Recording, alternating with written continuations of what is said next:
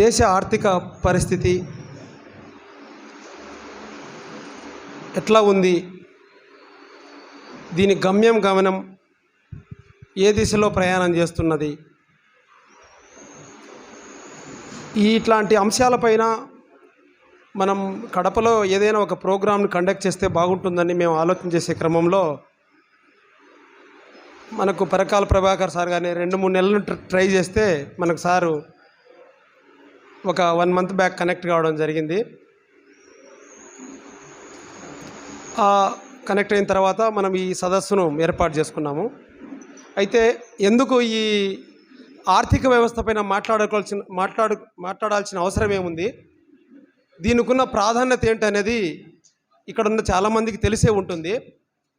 అయితే 2 విషయాలు మన దేశానికి స్వాతంత్రం వచ్చిన తొలినాళ్ళల్లో 1947లో స్వాతంత్రం వచ్చిన తర్వాత 52లో ప్రభుత్వం ఏర్పడిన తర్వాత ఎన్నికలు జరిగి అప్పుడు కేంద్ర ప్రభుత్వానికి ఈ దేశ ప్రజలు కట్టే పన్నుల రూపేణా కేంద్ర ప్రభుత్వానికి భారతదేశ ప్రజలు కడుతున్న మొత్తం డబ్బు ఎంత అంటే 400 కోట్లు.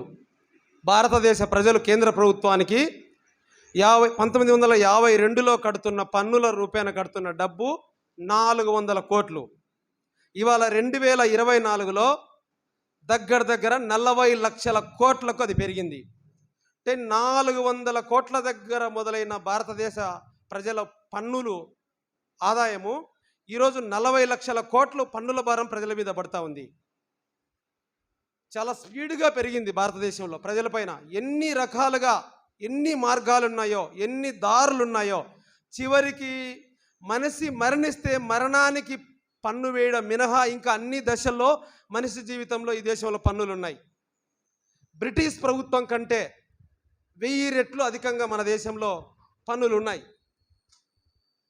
ఒకవైపు మనము పన్నుల ఆదాయం పెరుగుతుంది, ప్రజలపైన పన్నుల భారం తీవ్రంగా ఉంది. అదే సందర్భంలో ఈ జీడిపి లెక్కలు పెరుగుతున్నాయి, దేశం సుభిక్షంగా ఉంది అన్న చర్చ చాలా పాపులర్గా ఉంది.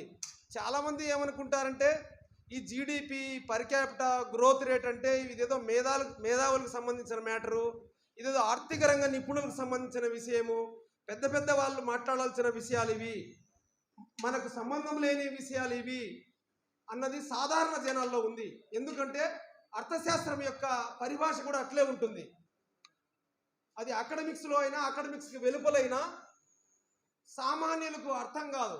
మన దేశంలో ఇట్లాంటి పరిస్థితుల్లో మన దేశం 5వ ప్రపంచంలో భారతదేశం 5వ స్థానంలో ఉంది, టాప్ 5లో ఉందన్నది కూడా చర్చ జరుగుతూ ఉంది. టాప్ 5లో ఉన్నప్పుడు ఒకవైపు చర్చ జరుగుతూ ఉంటే రీసెంట్గా నేషనల్ శాంపుల్ సర్వే వాళ్ళు ఒక రిపోర్ట్ విడుదల చేశారు. భారతదేశంలో 50% మంది ప్రజలు ఒక మనిషి ఒక నెలకు 5,000 లోపే ఖర్చు పెడుతున్నాడు తినడానికి. పట్టణ ప్రాంతాల్లో, గ్రామీణ ప్రాంతాల్లో 4,000 కూడా ఒక మనిషి తినడానికి ఖర్చు పెట్టడం లేదు. మరి దేశం ఇంత సుభిక్షంగా ఉండి ప్రజల ఆదాయాలు ఇంత రెట్టింపు వేగంగా పెరిగి ఉంటే ప్రజలు ఎందుకు ఇంత తక్కువ వ్యయంతో, ఇంత తక్కువ జీవన ప్రమాణాలతో, ఇంత తక్కువగా పోషకాహారం తీసుకుంటూ ఆకలితో వేదనకు గురవుతున్నారు? ఎందుకు గురవుతున్నారు అంటే ఈ జీడిపి లెక్కలకు ప్రజల నిజ జీవిత ఆదాయాలకు సంబంధం ఉండదు మన దేశంలో.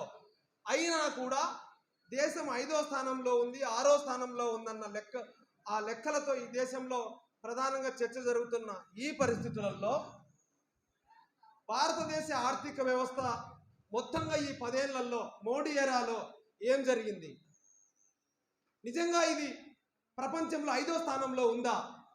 5వ స్థానంలో ఉంటే పేదరికంలో ఎన్నో స్థానంలో ఉంది? ఇట్లాంటి విషయాలను మనం చర్చించుకోవాలి. సమాజంలో ఈ రకమైనటువంటి మేధోపరమైన చర్చ జరగాలి. ముఖ్యంగా ఆర్థిక వ్యవస్థ పైన ఇన్వాల్వ్ చేయాలి.